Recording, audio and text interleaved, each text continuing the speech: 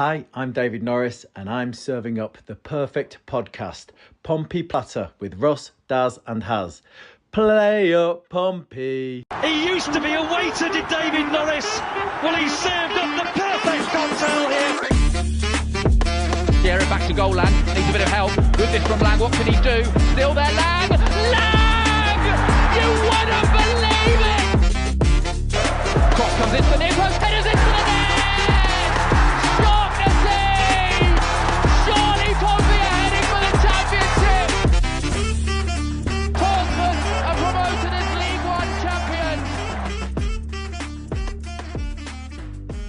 Good evening, ladies and gents, and welcome to episode 9 of the Pompey Patter podcast. This episode is called the Pompey Horror Picture Show, which I think sort of links up both Halloween and what we went through on Friday. I'm joined by Russ and Haz for this evening. How you doing, guys? You okay? All good? Yeah, all good, mate. All good. Yeah, all good. Ready to go? Unfortunately. Lovely. So the name of the game for this evening is we're going to review the Sheffield Wednesday game, have a little preview for the Hull City game. Harry's going to do his Who Am I quiz, and I believe Russ is then taking over to do Daz versus Haz. And then I think after that is any other business. So are we previewing Plymouth as well? No, fuck them. Just ignore them. That's what Daz was going for. Fair enough. So yeah, we won't. 10-0. I'm joking. I totally forgot Plymouth was that close. It's really. Oh, never mind. So let's kick off with reviewing Sheffield Wednesday. Harry, do you want to go first? Sure thing.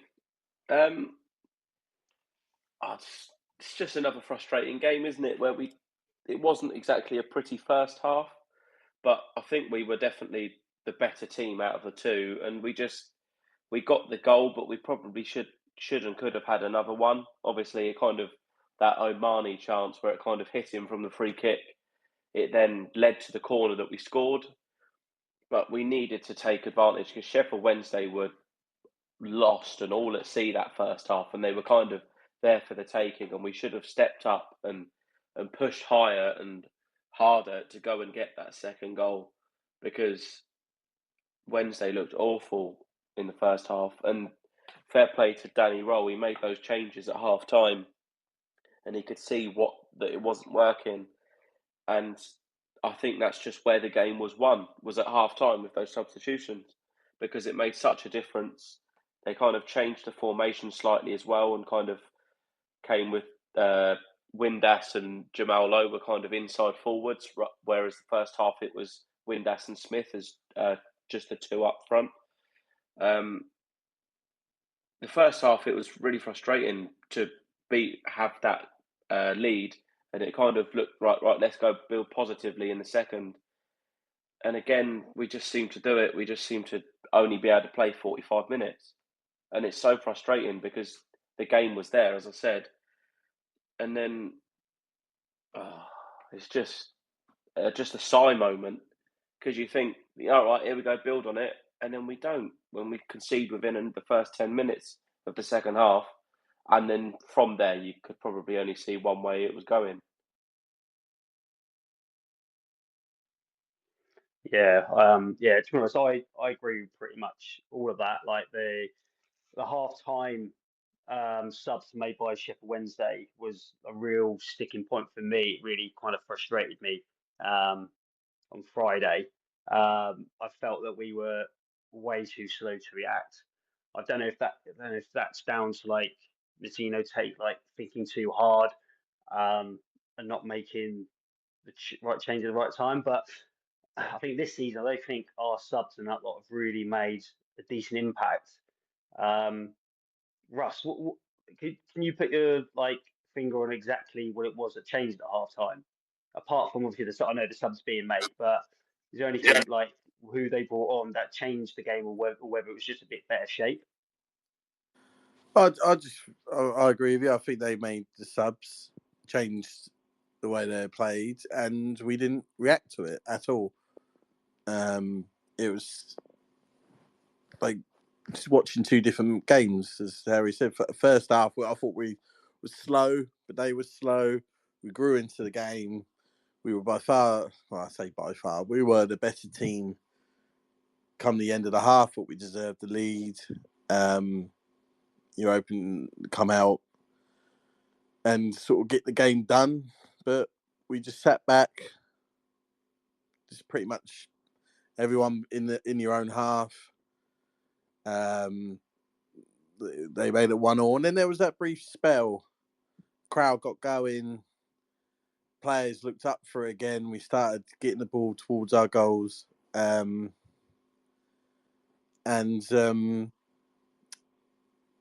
second goal really fucking fucked me off.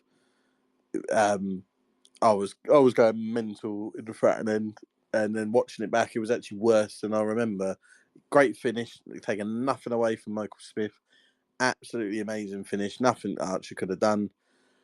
But the midfield, the Zell and Potts, and even Devlin, but I'll give Devlin I thought he was man of the match, so he gets a bit of a pass. But Zell and Potts for that second goal, when you press as a team, you all press as a team. You had O'Mahony, you had Yengi and Lane, forced them into a mistake from their left back to just pass it into. There was nobody there. Giselle was 15, 20 yards, and Potts the same, away from where that ball. They should have been where that ball was. They should have been pressing with them, and Giselle would have collected that ball with them on the back foot, us with more bodies up there, and that should have been us at least getting a shot off. What happens is then we have no one to collect the ball. They regain the ball. What the hell McIntyre was doing, pushing right up against the, I can't remember who it was, but he pushed right up against him when he didn't need to. That then forced Ogilvie to come over and slot into McIntyre's spot, which left their winger wide open to pass to. He then knocked it back to Smith. Smith to absolutely worldy of a finish into the top corner. All of that was done by our own doing.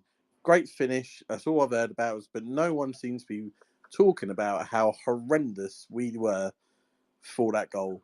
It really fucked me off. You press as a team. You press together. As soon as your attackers start pressing the team pushes up.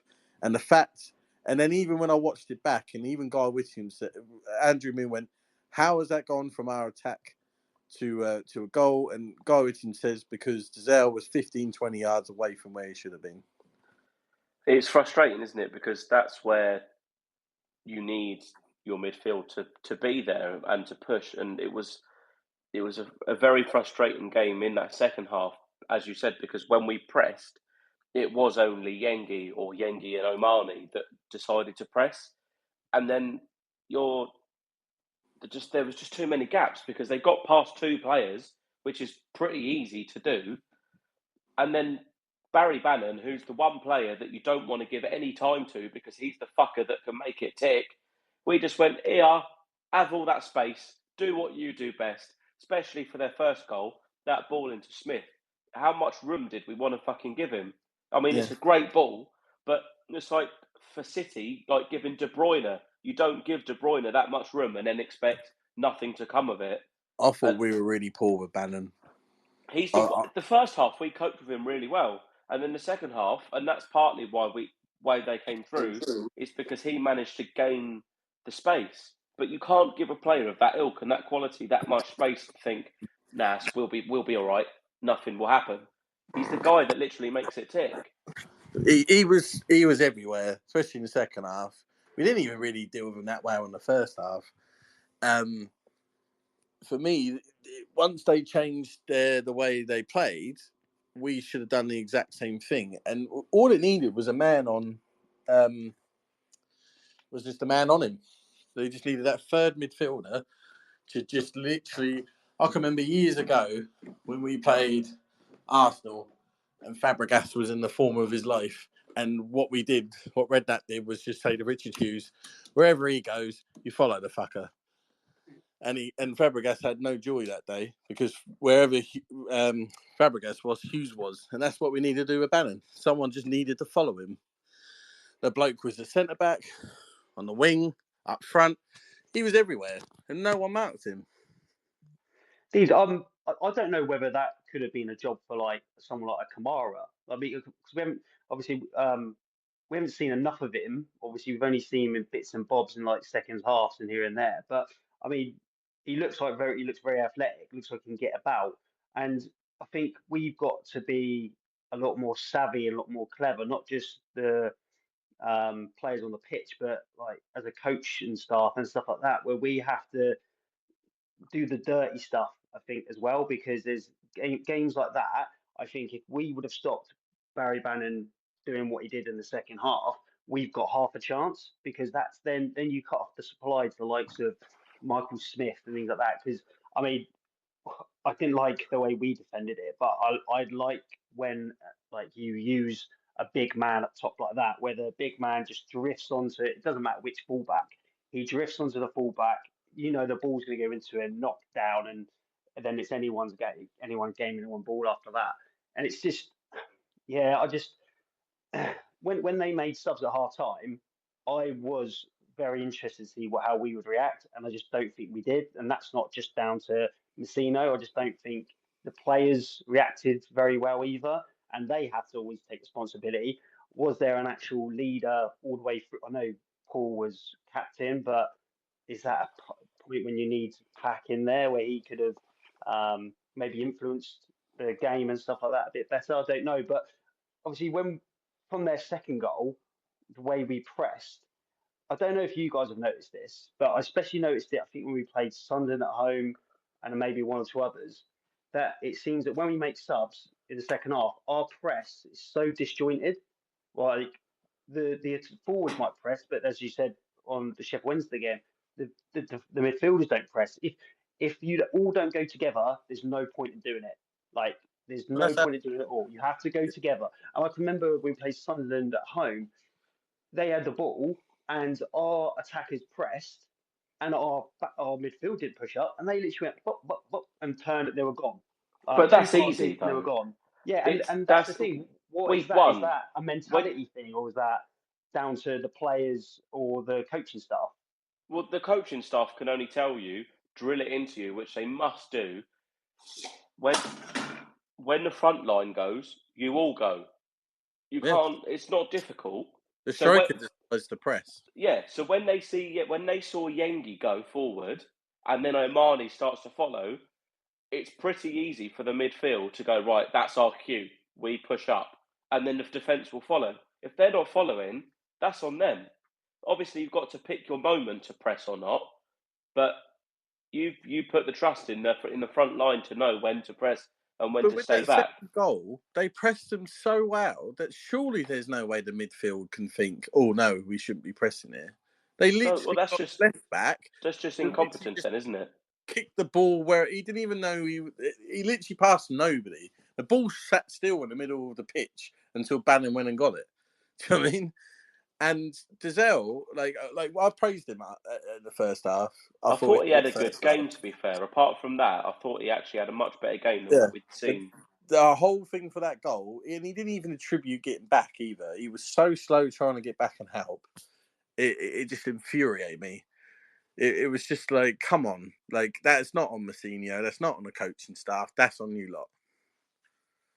Like, I'm sorry, like I help coach a bunch of 12-year-olds. They know how to press. You know what I mean? If you then get played through the press, as if the players press as they should, and for example, when you play City, you press as you should, but they get through it. Sometimes you go, okay, that's on the coaching staff because we've taught you to press and it didn't go well because they've managed to get through it. That might down be to them.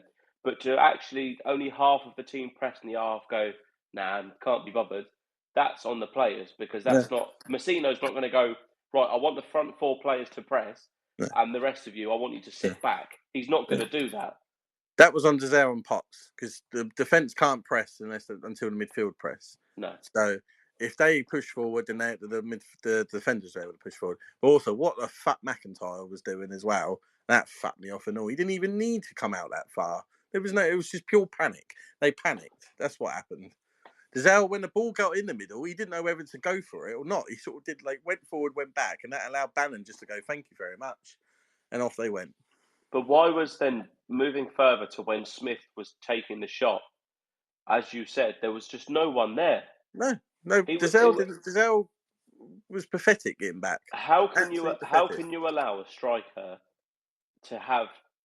Well, I mean, I wouldn't have expected. He would never have taken that shot when he wore a Pompey shirt. But it's an unbelievable strike, and you can't take anything away from that. But again, why the hell is he allowed so much? There was no fucker near him. There was just no one anywhere. The defence were on the penalty box, and he had everywhere. He had about 30 yards to himself. This is my issue with Potts again, where, as I said before, yeah, all right, he's good on the ball, but his off the ball work is absolutely horrendous. He's shit off the ball. He can't do it. He can't track. He can't defend. He can't get stuck in. I like him on the ball, but I don't think he needs. We are missing a tough tackling midfielder that does the donkey work. You need someone like that next to him to get the best of his ability, right? Yeah, exactly. And I don't think a Dazelle or even a Pack. We need a 3. Again, we played with a 10. Nothing against Sadie. What did he do? Yeah, but I don't even think you can blame Sadie. No, I'm not. What I'm not I blaming think, Sadie. What I think killed it even more was when he moved Omani back as the 10. Because Omani, that killed his game. He looked lost. And then they took him off. I couldn't believe they took him off. But he looks lost. I don't think he's ever played as a 10 before. No. And all of a sudden, he looked like he didn't know what to do. And that's not his fault. No. Because, and there's no blame for my part on Sadie or whoever plays in the 10. We don't have the players to play in the 10, so why are we doing it? Why are we forcing it? It don't work. Even then, right, you start off as the 10. When the second half came along and Bannon started to get more of the ball, as Daz said, why didn't we have someone marking him? And that's why you make a 3 in midfield. So you can have that person, whether it was Potts you put on him or Dazelle, you have Kamara in there as well to sit and do the dog work. And then you could have Dazelle next to him and have Potts and go, Potts, just follow that geezer about. Just don't worry about anything else. Don't let him have that ball.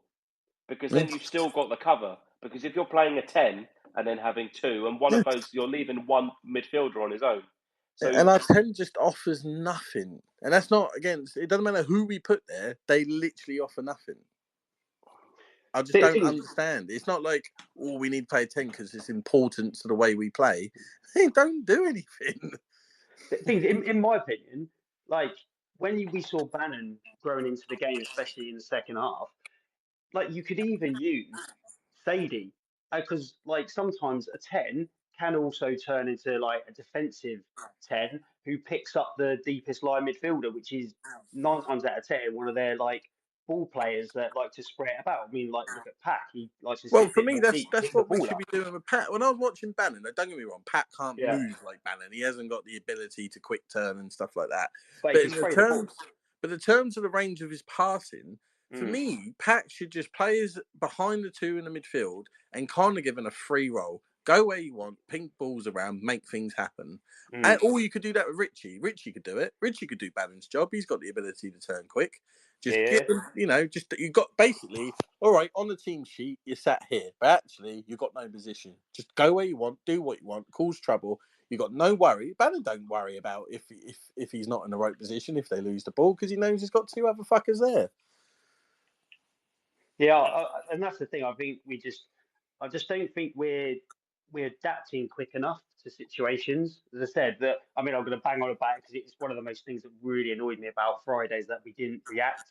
And now you don't have to react as making subs. It doesn't always have to be the case, but you have to set the team up a bit better. If you can see a team's getting on top, get Archer, tell him to go down, and then bring everyone in and go, right, we're going to move it around a bit. Sadie, you're going to need to sit a bit deeper. If Bannon picks up the ball, you need to be around him.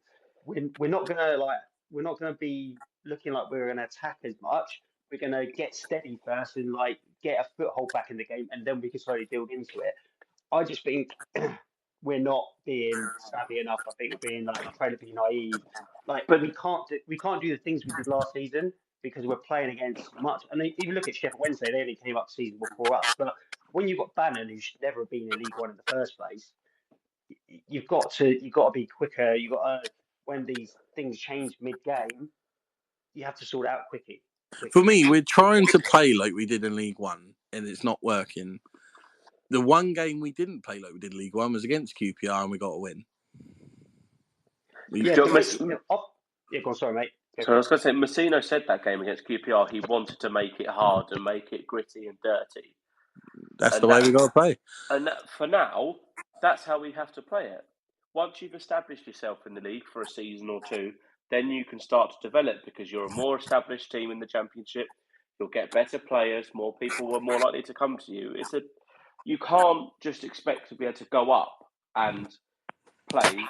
Like, look at Burnley, right? They absolutely smashed the fuck out of the Championship, went up to the Premier League, and company maintained that style of play. Admittedly, he ended up with the Bayern Munich job, but fuck knows how. But they got absolutely smashed, and we're going to end up the same.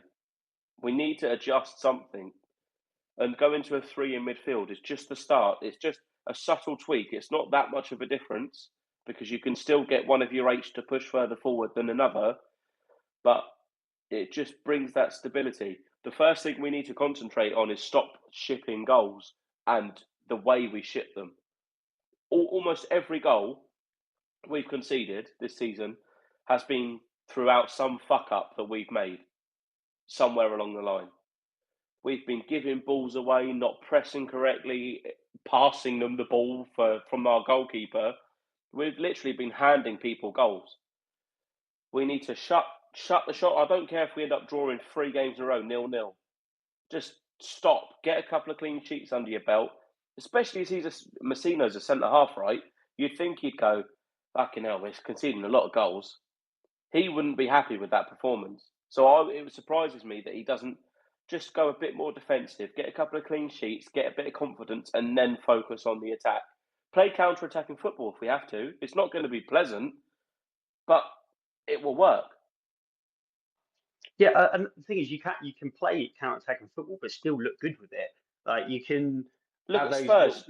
Spurs last night against City. Yeah, you can have those little triangles within your full-backs and your wingers, or like your free midfield, stuff like that. You can create nice bits of football and then break as quickly as possible. I mean, look at the pace we've got up there. I know, obviously, my boy Josh Murphy's not exactly doing it at the moment, but look at his pace. Lang as well on the wing. If you've got Marnie up top in the number 9, Sorensen's not slow.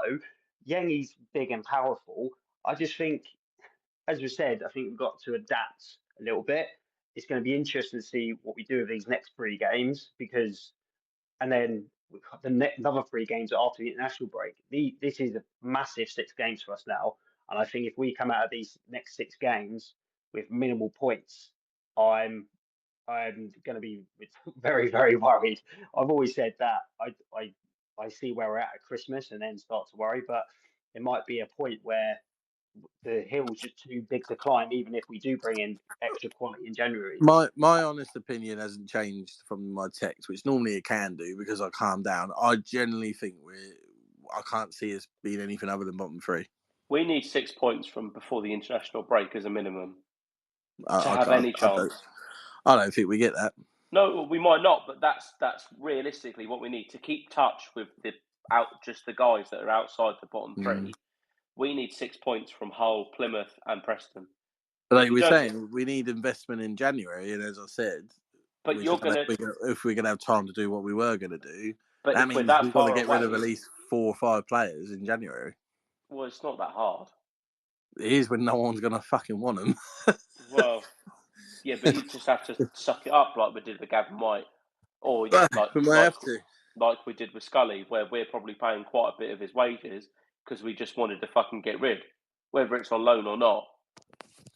You just have to go, they're not good enough. We got it wrong. See you later. Yeah, I think, like, for me, I said in the message, like, Severa should be, like, sent back to Middlesbrough. But that's if we can. we might be contracted. He has to be here for a year. I don't know quite how it works. It depends, because most of the time it's just the parent club that can recall, isn't it? Yeah, so we might have to have him for the year. Or, okay, then if he's that bad, just deregister him. Yeah. Like, in my eyes, I know we're obviously skipping ahead to January and things like that, but I was thinking about this yesterday. I was talking to my brother, who's like a Man United fan, so he's not having a good time of it at the moment anyway. He deserves it for not supporting Pompey. Yeah. Well, it's even worse. You want to know who my dad supports. He's not a scummer, is he? He's not a scummer. Yeah, he is, yeah. Shut up. Actually, I was thinking about this earlier. I deserve more credit because I've grown up around Saints fans, that sort of stuff, and I've still come through and support Pompey. So what made you become Pompey you've then? Just gained back the points you've lost this season. Yeah. Well, my mum and dad, they split up when I was at a young age, and then my mum's boyfriend, Paul, who I see at football every now and again, and see him quite. He took me to my first Pompey game. I'd been to actual Saints games before that, but I never really liked it. Took me to my first Pompey game, just loved it, fell in love. So it just shows that Pompey you don't choose your team, the team chooses you. But yeah, I've absolutely loved it since then. But so I was saying to him, like, in my eyes, there's two scenarios in January. Either we're in touch and we get in extra good quality championship players, which we're going to have to get to maintain that and stay up. Or if they think it's a lost cause, we're going to be preparing for League One in January, because I can't see the owners or that lot spending the money that is going to need to keep us up if they don't think we're going to stay up. Like they'll obviously say we're going to stay up until like the final whistle come the end of May or middle of May, whatever it is. But they're my two scenarios, and I don't know which one it is yet. I think January is going to be interesting on the eyes and this, like, because if we're still like bottom two, which I admit I think we will be, are they going to go, right, we need to sort this out and throw the checkbook out? Or if they don't and we're in that situation, does that then go and prove that actually maybe their intention of staying in Championship isn't as much as we were led to believe? Because they told us that they didn't want us to be a yo-yo club, didn't they? So if they don't want us to be a yo-yo club, then they're going to have to throw money at the club. But it also depends on how far away we are, right? Yeah. If it gets to January the 1st and we're, I don't know, 10 to 15 points adrift already, then is there any point in throwing millions at it just because you're going to basically end up in League One anyway? But if we're within 5 or 6 points of it, you've got a chance if you throw a bit of money at it, and that's when we will see, isn't it?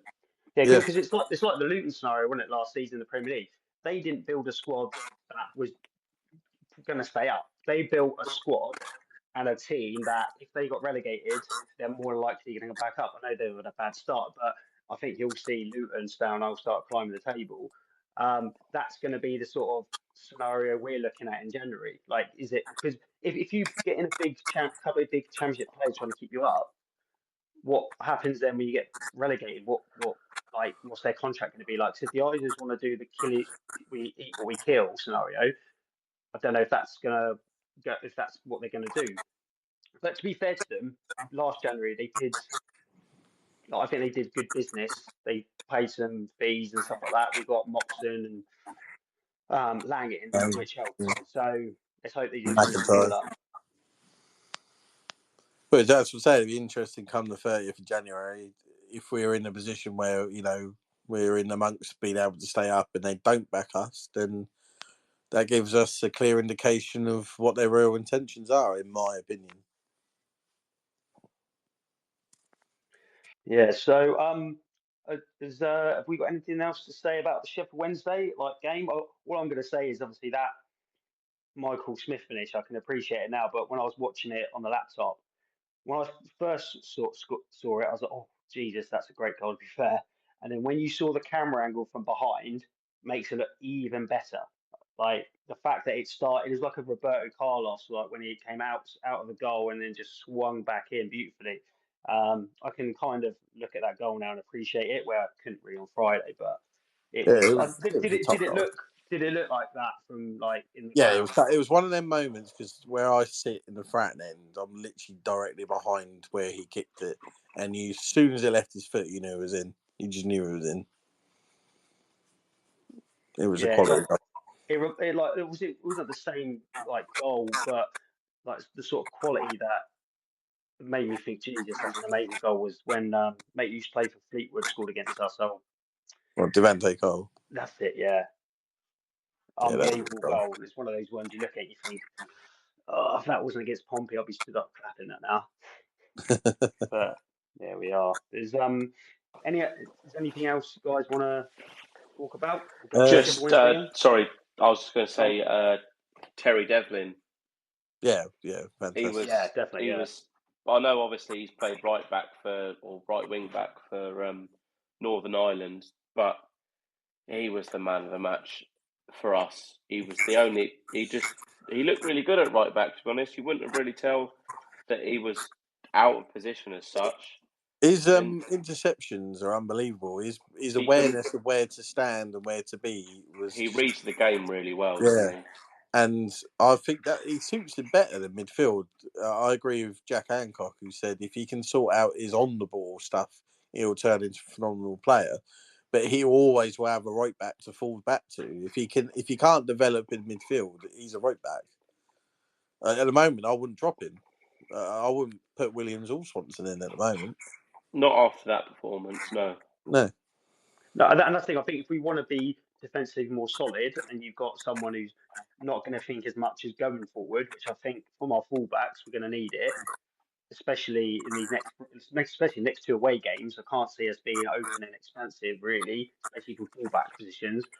I think Devlin is a perfect little player for that. I know he got unlucky with the Michael Smith header and stuff like that, but I mean, that's the movement of a great striker, the one who just gets onto a fullback, because they're not compared to a centre back. They can't compete in the air like that against a unit like that. So yes, hopefully Devlin starts again on Saturday, which is a nice little segue into Saturday. So we've got Hull City away. We're going to be seeing another Kamara, another ex-player. I don't know if he'll be starting or not. I saw that he was struggling for starts. But Russ, what's your views on the up and coming Hull game? I fancy a 1-1 draw with Callum Lane to score. He's gone in early with that. I haven't even got that bit ready yet. Yeah, well, I went in early because you beat me to it last week. But I think we'll draw. I think we got. I don't know I don't think their form is very good at the moment. No, they won in their last 6 games. Yeah, we got a chance to win, but I just think a draw I'd be happy with a draw. I think Plymouth is the one where I would like to think that we got a better chance. But then saying that, it's on a Tuesday night, isn't it? Fuck it. 2-1, Lang to score. Oh, he's changed it already. Blimey. Yeah. I'm going to go for a draw for Plymouth instead. It's a tough one, isn't it? Because you kind of almost inevitably know that Abu Kamara is going to curl one in from the right hand side, cut in on his left. Well, he started their last game. I just looked. Yeah, he did. He's yet to score for them, but I don't think, from my understanding, is he hasn't been playing that well for him, but you just know he still score. Yeah, exactly. It doesn't matter. It's ex-Pompey.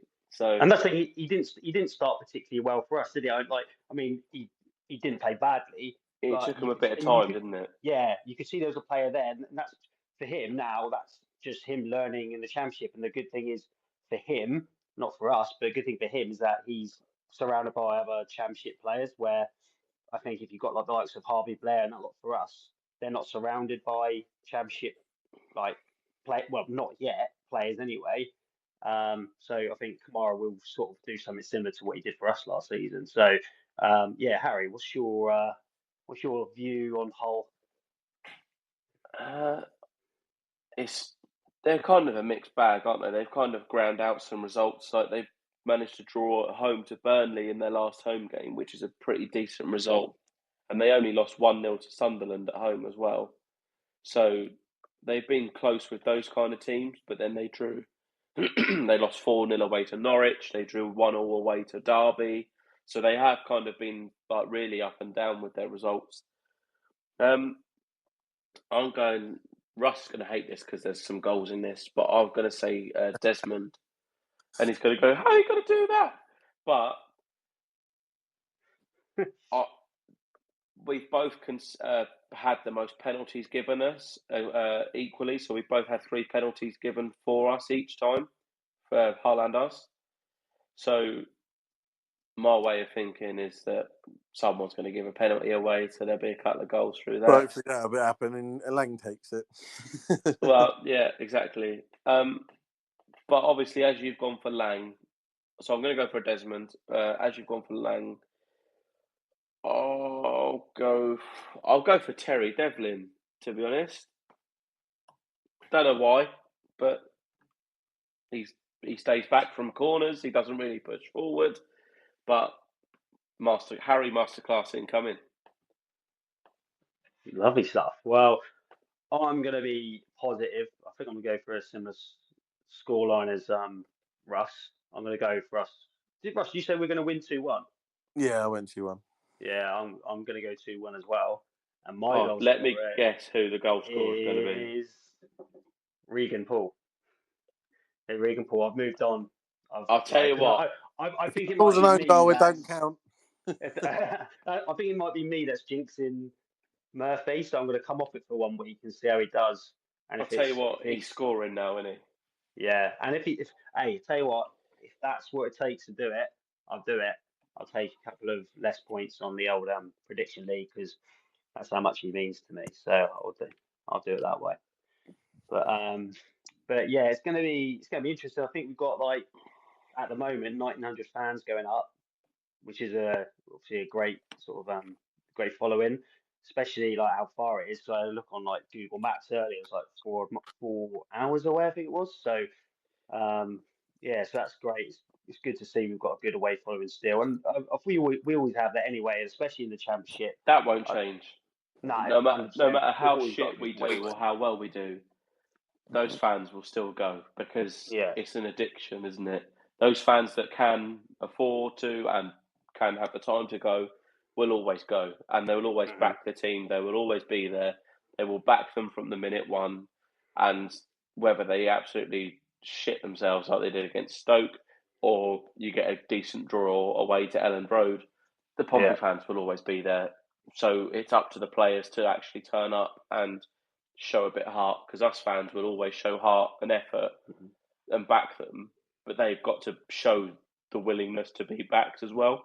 There's no point just folding. No, definitely, and that's the thing. When obviously fans say players need to give something to cheer about, and people say you need to get behind the players, it's a very 50-50 thing, and it like you need the players. And I know Russ hates the old arm waving and to the crowd and things like that. It's got on my tits now as well because it's happening too much.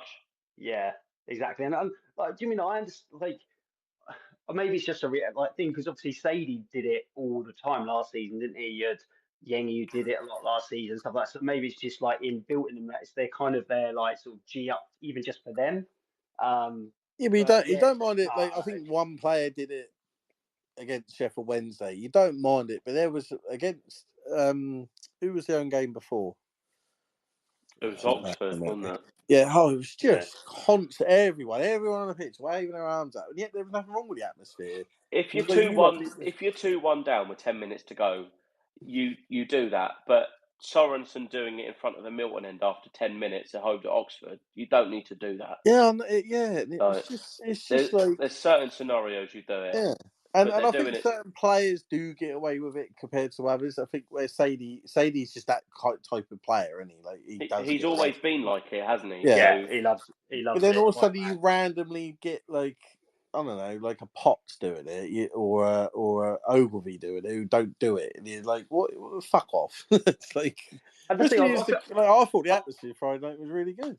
It Yeah, was. I think there's different ways of doing it. Like when instead of throwing their hands up in the air, maybe they just like little fist pump, like A punch, come like just on sort of look fist in the pump. crowd, like just a little one rather than a big. Because then, as you said, when they do the big like arms, it does make you feel like are you trying to get the atmosphere going because it's already going. Maybe just a little fist pump or a little nod, just that like if people see that, I think they'd more appreciate that. I think. Yeah, because Lang quite often will just fist pump the crowd, and you don't mind that. But when you're seeing players waving their arms around as if they're like, "Come on, we need you," and it's like, "Well, we're already fucking doing our job." I mean, it's you lot that suck. I mean, Yeah, and that's and obviously as I said, watched the game on laptop on Friday, and the atmosphere seemed absolutely decent. And obviously we did that, especially when it went 1-1, and you had the whole Blue Army and that lot of stuff, like chants started to come through. You could hear that as clear as day. So obviously I know there's been a thing about the atmosphere like on and off over the past few seasons. But I still don't think it's not the worst I've ever seen it. But I think no, I this think season the atmosphere has been been good, yeah, absolutely yeah. good this season. And that's the thing. I think because it's we've got that backs against the wall like mentality this season because we all know it's going to be tough. We're not like I don't, any Pompey fan that thinks we're going to walk this and stay up. Well, they've definitely showed that we ain't going to do that now. But I think at the start of the season, we all knew that it's going to be backs against the wall, and I think everyone was up for that. You know that, don't you? Like you know, you can't just step into championship where clubs are spending ridiculous amount of money, and we were never going to do that.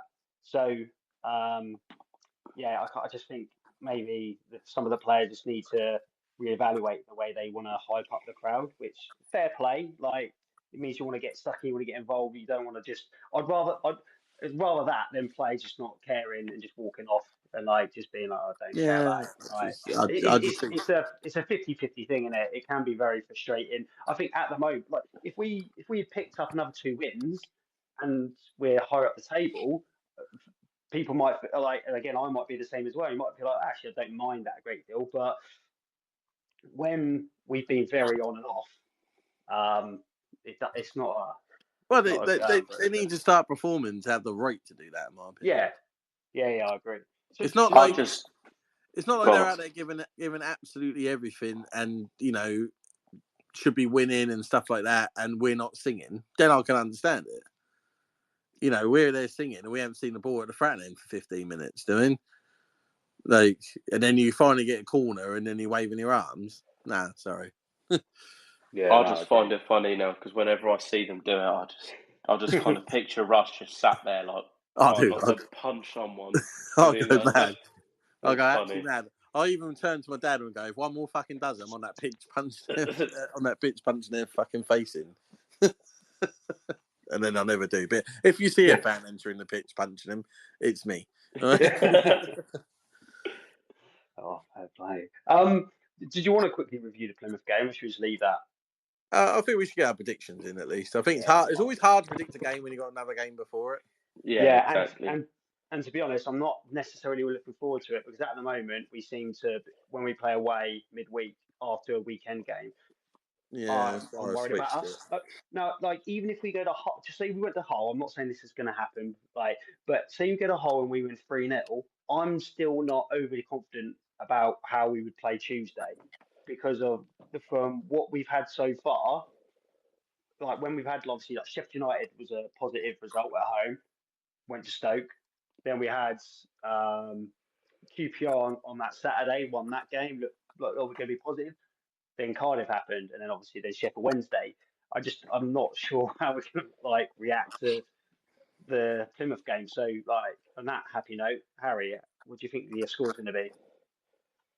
So I've gone for a 2-1 Pompey win, but it's difficult because Plymouth are actually all right at home. It's just like if you look at their away, they lost to Burnley away. They got fucked by Cardiff 5-0. They Is lost that away. is They their wing lost. still suspended? I can't think of his name. Is They got who? against Cardiff. Cisco. Well, it's a straight red, but it depends if it's a Because he's their violent. player. Like if he's not available, I'll fancy us. Let's look, see if he played against Preston. No, he didn't. But I don't know how long his how long it's. Well, one match would have been against Millwall, so it must be a 3-match ban. Yeah. Well, there you go. So, you go for your prediction first. I think they're just that little bit better at home. They seem to do all right with the fans behind them at home park. But I'm still going to remain positive. I'm going to go for a 2-1 win, just because we have to win it. We have to win one of these two games, and I think Plymouth is more likely. So I'll go for 2-1 Pompey win and Marco Mane. Oh, so you nicked my goal scorer this time. I'll go 1-1 and I'll stick with Langdon. Decent. I'm going to go for 2-2, and this time I'm all over the place. I'm going to go for Potts. I thought about Potts for a minute. But the thing is, with obviously, it seems like Plymouth are the kings of scoring late goals and comebacks and stuff like that, and we seem to be the kings of conceding them. So even if we go like 2 or 3 up, I don't know how confident I'm going to be that we can see this game out, because Preston were 3-0 up, weren't they? Yeah, exactly. That's what I mean. And then you've got what was it? When they beat Sunderland, they scored like a last-minute winner and stuff like that as well. So it's gonna. I'm less confident how to be able to call this game against Plymouth than I am against Hull. And obviously, I'm not saying because it's the Dockyard Derby, but we always have that bit of rivalry with Plymouth.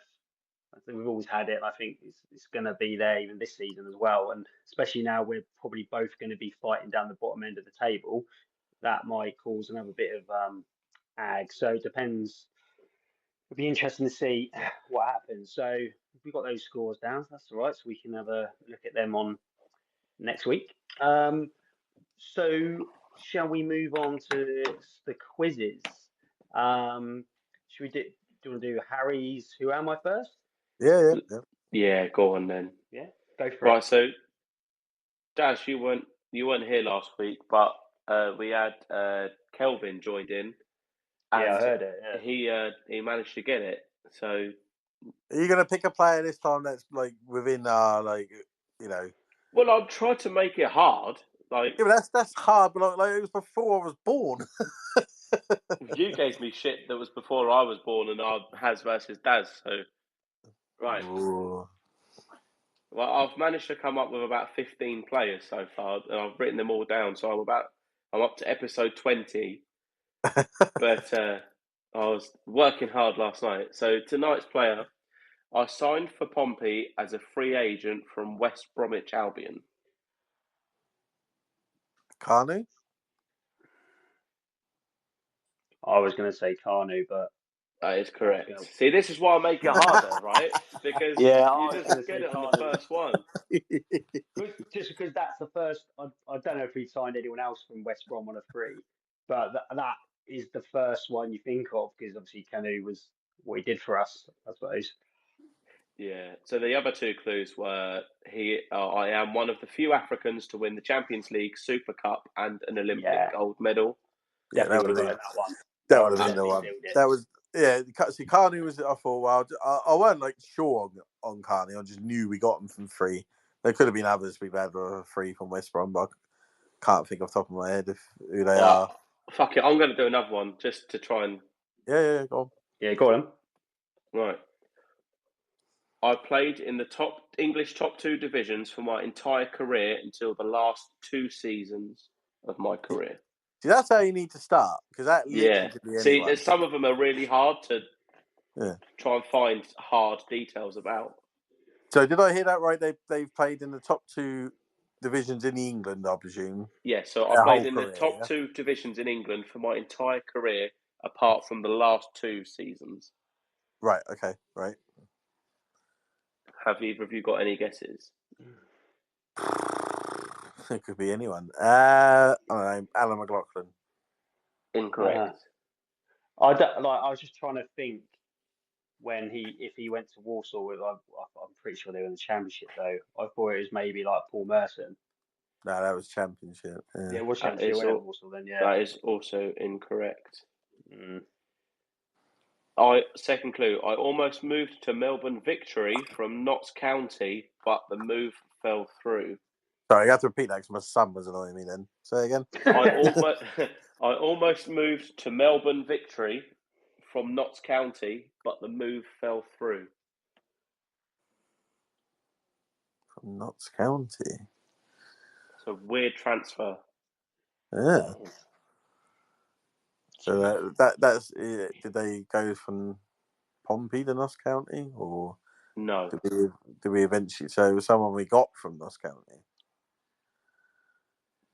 We didn't sign them from Notts County, no. No, I mean they played before. Were they Uh, Notts County before us, or were they Notts County after us? I can't remember. I'll have to quickly look. Hang on. Yeah, it's a hard one. It was Notts County were before us. Oh, we did sign them from Notts County. Yes, sorry.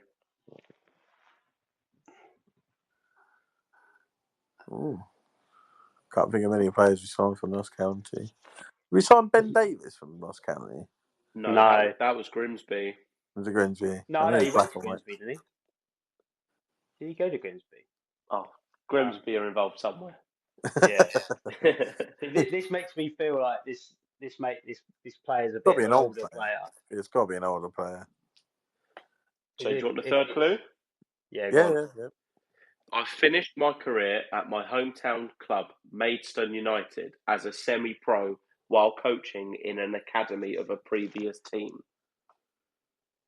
Well, it does ring a bell. Yeah. Maidstone United. Yeah. Maidstone United.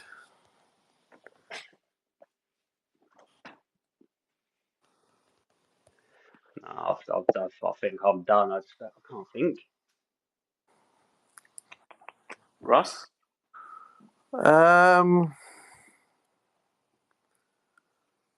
Ross County. Oh, John Harley. Well done. Jesus. Is it really? It We is. got him from Ross County, didn't we? We did. And then the academy was from Chelsea, and then he went to Maidstone, wasn't it? Yeah, so he was playing as a semi-pro at Maidstone while starting as the under something at Chelsea. Yeah. Well done, Russ. Thank God for that. I thought I'd beaten you there. Yeah, I thought you had, and it was just all of a sudden come to me then that we signed John Harley from Ross County. Whew. Your turn. Right. Lovely stuff. Let's move on to Haz versus Daz then. Haz versus Daz. So Daz is 2-0 up. Woo. This is, and he's about to be 3 up. Can you basically you're guessing the career path via their stats? Yeah. Oh shit! I forgot about this. Right, you'll get the hang of it. All right. So I'm gonna call out a couple of seasons and then give you a chance to have a guess. All right. Mm-hmm. So are we doing? What are you doing? Appearances or goals or goals? Goals. This one would just be goals. Okay. Doesn't necessarily mean they're all strikers, by the way. No, that's fine. Just to give that out. All right. Just shout Haz or Daz so I know who's answering. All right. Mm-hmm. The first player I'm going to do, I'm going to actually leave out his first year as a pro because they'll give it away, in my opinion. All right. Mm-hmm. So, in his second season as a pro, he scored 2 goals in the Eredivisie, 10 goals in his second season in the Eredivisie, and 13 goals in his third season in the Eredivisie.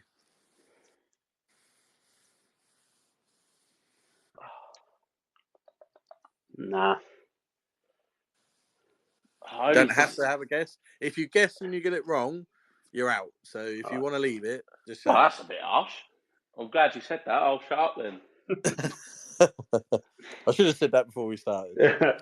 Right. So then he had 0 goals in the following season in the Serie A, 1 goal in his next season in the Serie A, and in his last season in the Serie A, he scored a total of 0 goals. Jesus. He did well at Serie A then, didn't he? Yeah. No, any guesses? No. See, not gonna. It sounds like. I don't want to say it because I don't want to be out. I mean, you could, the only time I'll accept your answer is if you say Has or Does. Because it So if you sounds want to like Kanu, because he was at Ajax and then went to, I think it was, did he go to Inter from Ajax? So he played for AC Milan as well, didn't he? I think. I see. I can't remember if it was AC or Inter. I'm sure it was Inter. Yeah. I should Because know. I bloody searched him up the other day. Unless he was injured over those 3 seasons, I can't see him only scoring 1 in 3 seasons, though. No, I know. No, I'm going to move on. You're going to move on? Okay. Yeah. So he then moved to the Premier League and scored 6 goals in his first season. In his second season in the Premier League, he scored 12. And in his third season in the Premier League, he scored 3. I think this is a lot harder when you don't even know the team he's played for. Yeah. And like when he came to us. Because obviously I know he didn't come to us in Serie A. Well, I'll tell you what, I'll make a rule for it. I was thinking about it, but I definitely will, as you brought that up. At any point, you both can ask on each round, have they yet played for Pompey? And then my answer would be yes or no. Okay. So I can say it now then. Have they yet played for Pompey? No. No. Okay. Oh, fuck it. I'm going to go for it. I'm going to go Kanu. Correct. It is Kanu. Jesus. Like that Serie A threw me off. So he only scored like 1 goal for Inter. He scored 1 goal for Inter Milan, but he was only there 2.5 seasons. And he only played 12 games. He must have had some injuries then. Possibly. Yeah, because he went to. Did he go to Arsenal? He went to Arsenal from Serie A, didn't he? Yeah. How did he manage that move then? If he's Wenger was very good at spotting talent. I'm only missing out on 1 goal for and I've got his 4 in the Serie A. Do you know what? It was only because straight away I went for a Dutch player because it's the Eredivisie, right? But then when you went to Serie A, I was like, I'm sure Kanu went from Ajax to Inter, and it's only because he was my who am I that I knew that. And then as soon as you said Premier League, I was like, it has to be him. There's no one else that's going to have done that. Yeah. There we go. Right, so 1-0 to Has. How many are there, Russ? We'll do the first. We'll try and get on. So if you get the next one, Has, you've won. Okay. All right? Yep. Right, so the next player then. In his first season as a professional, he scored 0 goals in the Welsh Premier League. He then scored 9 goals in his second season in the Welsh Premier League, before in his third season in the Conference National League, he scored 2 goals. Has Gary Roberts. Oh my God! Jesus! Did I get it? You got it. How the fuck? I picked him because I thought you'd be both thinking of a Welsh player. Well, he is Welsh, isn't he? Is he? I thought he was Welsh. Scouser, isn't he? Oh, of course he is, yeah. Yeah, I thought in my head straight away, I was like, Gary Roberts is Welsh, so that's why I went him. That was a complete fluke. Roberts can be a Welsh surname, can't it? True, yeah, but he's English and he's got a proper Scouse accent. Of course, he's Scouse, isn't he? Yeah, because he's an Evertonian and Cookie's Liverpool, isn't he? That's right. So yeah, to be fair, if I was wearing a hat, I would tip it to you, Harry. But that was quality. Yeah, but and he was the reason why I picked him was because I thought, they're bound to think of a Welsh player. I don't. Yeah, for some reason I had it in my head he was Welsh. So as soon as you said it, I was like, hang on a minute, and it was clearly not a striker. But to be fair, though, a lot of obviously Liverpool's not that far from Wales, is it? Really? No, of course not. No. Like you have those sort of players that probably dip in there. So, well done, Has. You've blown got one back. A national conference that would be for Accrington. Yes, that was at Accrington. Yep. And that was with Paul Cook, I think, wasn't it? Was he there then? Oh no, no, it wasn't. That was what's his face? Falling out of love with the game. That mate. Coleman. That's it.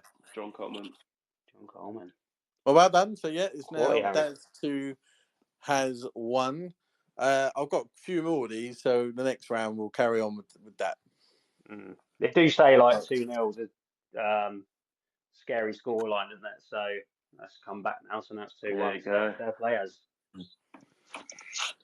So shall we just, obviously because we're looking at time and stuff like that, should we just do any other business? I know I was going to do something, but maybe we could do that in the next episode, or when we've got a bit Yeah, more we time. can probably end up doing it when the international break's on, when there's less to talk about, I suppose. Yeah, good shout, actually. Good idea. Really good shout.